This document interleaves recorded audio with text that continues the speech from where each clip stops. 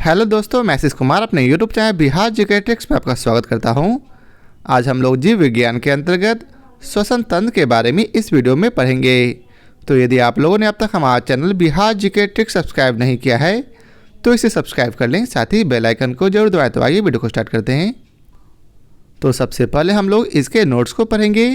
तो आइए इसके नोट्स को पढ़ते हैं। श्वसन तंत्र के अंतर्गत वे सभी अंग आते हैं जिनसे होकर वायु का आदान प्रदान होता है, जैसे नासिका एवं नासा मार्ग, ग्रसनी, लैरिक्स या स्वर यंत्र, ट्रैकिया, ब्रांकाई, ब्रांकियोल्स तथा फेफड़े। मनुष्य के वक्ष गुहा में 2 फेफड़े होते हैं जो फुफ्फुस आवरण या प्लूरल मेम्ब्रेन द्वारा घिरे होते हैं। मनुष्य का दायां फेफड़ा बाएं फेफड़े से कुछ बड़ा और चौड़ा परंतु लंबाई में कुछ छोटा होता है। तो याद रखेंगे कि मनुष्य का जो दायां फेफड़ा है वह बाएं फेफड़े से कुछ बड़ा, चौड़ा और लंबाई में कुछ छोटा होता है। फेफड़ों में रुधिर कोशिकाओं का जाल फैला होता है। प्रत्येक फेफड़े में लगभग 15 करोड़ वायु कोष्ठक होते हैं जिसमें श्वास की वायु तथा रुधिर के बीच गैसीय विनिमय अर्थात आदान प्रदान होता है। अब आगे फेफड़ों या फुफ्फुस अर्थात लंग्स के द्वारा गैसों का आदान प्रदान होता है। यह मानव सहित समस्त स्तनधारियों के श्वसन तंत्र का सबसे महत्वपूर्ण अंग है। कौन सा सबसे महत्वपूर्ण अंग है श्वसन तंत्र का? तो इसका उत्तर है लंग्स अर्थात फेफड़ा, इसलिए इसे फुफ्फुसीय श्वसन कहते हैं। अब आगे है श्वसन एक जैविक क्रिया है जिसमें अंतःश्वास तथा उच्छ्वास क्रियाओं के दौरान वायुमंडल में उपस्थित प्रमुख गैसें यथा अर्थात जैसे कि नाइट्रोजन, ऑक्सीजन, कार्बन डाइऑक्साइड, जलवाष्प आदि प्रयुक्त होते हैं। अर्थात कहने का मतलब क्या हुआ कि श्वसन एक जैविक क्रिया है जिसके अंतर्गत हम लोग जब सांस को अंदर लेते हैं और बाहर छोड़ते हैं उस दौरान वायुमंडल में जो उपस्थित प्रमुख गैसें हैं जैसे कि नाइट्रोजन, ऑक्सीजन, कार्बन डाइऑक्साइड, जल वाष्प, ये सभी प्रयुक्त होते हैं। इन क्रियाओं अर्थात अंतःश्वास अर्थात सांस अंदर लेना तथा उच्छ्वास अंदर से बाहर छोड़ना के दौरान सामान्यतः नाइट्रोजन की मात्रा अपरिवर्तित रहती है। अर्थात जितना हम नाइट्रोजन की मात्रा श्वास के माध्यम से अंदर लेते हैं, छोड़ने वक्त भी उस वायु में नाइट्रोजन की मात्रा उतनी ही रहती है। मानव शरीर में ऑक्सीजन अंतःश्वासन द्वारा फेफड़ों तक पहुंचता है। फेफड़ों में ही वायु कोष्ठ पाए जाते हैं जो कि रुधिर कोशिकाओं द्वारा घिरे होते हैं। इन कोशिकाओं में ऑक्सीजन वायु कोश से प्रवेश कर जाती है तथा CO2 विपरीत दिशा में गति कर जाती है। लाल रुधिर कणिकाओं अर्थात RBCs में मौजूद हीमोग्लोबिन प्रोटीन ऑक्सीजन के वाहक का कार्य करके इसे शरीर में विभिन्न अंगों के ऊतकों तक पहुंचाने का कार्य करते हैं। तो याद रखेंगे कि लाल रुधिर कोशिका में जो हीमोग्लोबिन प्रोटीन मौजूद होता है वह क्या करता है, ऑक्सीजन का वाहक अर्थात कैरियर ढोने का कार्य करता है। यही जो है हमारे पूरे शरीर के विभिन्न अंगों के ऊतकों तक ऑक्सीजन पहुंचाता है। कौन? तो हीमोग्लोबिन। सामान्यतया एक स्वस्थ मनुष्य में हीमोग्लोबिन की मात्रा औसतन 15 ग्राम प्रति 100 मिलीलीटर रुधिर होता है।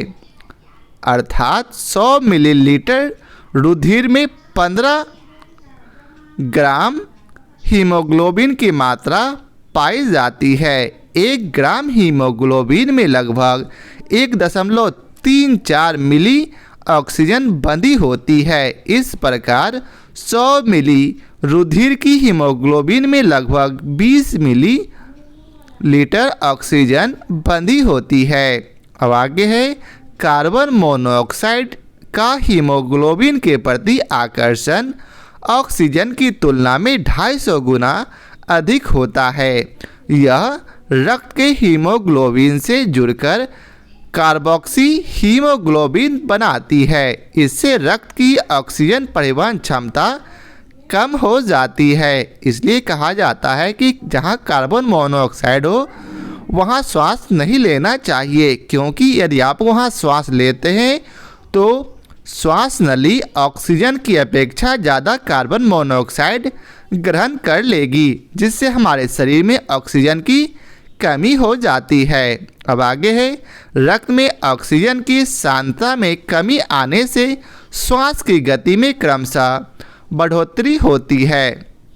एग्जाम्पल के तौर पर आप देख सकते हैं, जब आप दौड़ते हैं तो आपकी श्वास की गति तेज़ हो जाती है, क्योंकि उस समय आपको अत्यधिक ऊर्जा की ज़रूरत होती है जो कि ऑक्सीजन के माध्यम से मिलती है, और उसी ऑक्सीजन की मात्रा को बनाए रखने के लिए आप श्वास तेज गति से लेने लगते हैं। अब आगे है, समुद्र सतह से ज्यों-ज्यों ऊपर चलते जाएंगे वायुमंडल की वायु का संयोजन अर्थात इसमें विभिन्न गैसों की प्रतिशत मात्राएं तो वही रहती है, किंतु वायु का घनत्व अर्थात डेंसिटी कम होता जाता है। अतः पहाड़ों पर शरीर में ऑक्सीजन की कमी अर्थात हाइपोक्सिया के कारण मनुष्य की सांस फूलने लगती है, अर्थात श्वास दर बढ़ती जाती है। अब आइए चलते हैं इसके प्रश्न कोश को देखते हैं।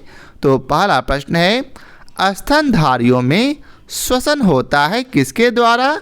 तो फुफ्फुस अर्थात फेफड़ों के द्वारा। स्तनधारियों या स्तनपायी जीव प्राणी जगत के एक समूह को कहते हैं जो कि अपने नवजात शिशुओं को दूध पिलाते हैं।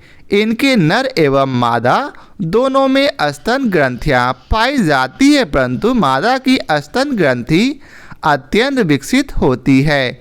ये कशेरुकी प्राणी मुख्यतः फुफ्फुस अर्थात फेफड़ा द्वारा श्वसन करते हैं। अब अगला प्रश्न है, श्वसन क्रिया में वायु के कौन से घटक की मात्रा में कोई परिवर्तन नहीं होता है? तो इसका उत्तर है नाइट्रोजन। अब आइए चलते हैं इसके विस्तार को पढ़ते हैं। श्वसन क्रिया अर्थात रिस्पायरेशन एक जैविक क्रिया है जिसमें वायुमंडल से अंतःश्वास अर्थात इंस्पायरेशन क्रिया में लगभग 78% नाइट्रोजन, 20% ऑक्सीजन, 0.0324% कार्बन डाइऑक्साइड तथा 0.5% जलवाष्प और सूक्ष्म मात्रा में हीलियम, आर्गन एवं नियॉन गैसें होती है। उच्छ्वास अर्थात एक्सपायरेशन क्रिया में नाइट्रोजन की मात्रा लगभग 78%, ऑक्सीजन की मात्रा 15.7%, कार्बन डाइऑक्साइड की मात्रा 3.6% तथा जलवाष्प 6.2% बाहर निष्कासित होती है। इस प्रकार श्वसन क्रिया में वायु में नाइट्रोजन की मात्रा अपरिवर्तित रहती है।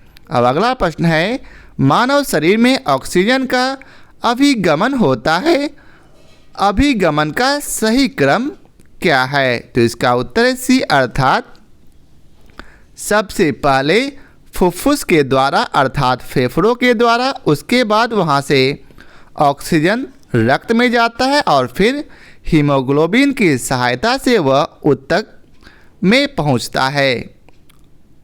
मानव शरीर में ऑक्सीजन अंतःश्वास द्वारा फेफड़ों तक पहुँचती है। फेफड़ों में ही वायु कोष्ठक पाए जाते हैं जो कि रुधिर कोशिकाओं द्वारा घिरे रहते हैं। इन कोशिकाओं में ऑक्सीजन वायु कोष्ठक से प्रवेश कर जाती है तथा CO2 विपरीत दिशा में गति कर जाती है।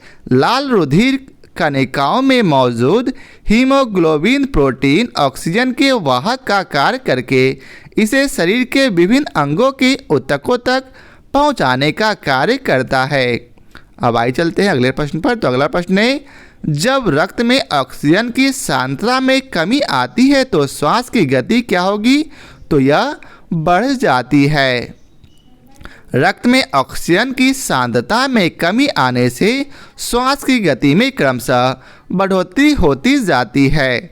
समुद्र सतह से ज्यों-ज्यों ऊपर चलते जाते हैं, वायुमंडल की वायु का संयोजक अर्थात इसमें विभिन्न गैसों की प्रतिशत मात्राएं तो वही रहती है, किंतु वायु का घनत्व कम होता जाता है। अतः पहाड़ों पर शरीर में ऑक्सीजन की कमी अर्थात हाइपोक्सिया के कारण हमारी सांस फूलती जाती है अर्थात श्वास दर बढ़ती जाती है।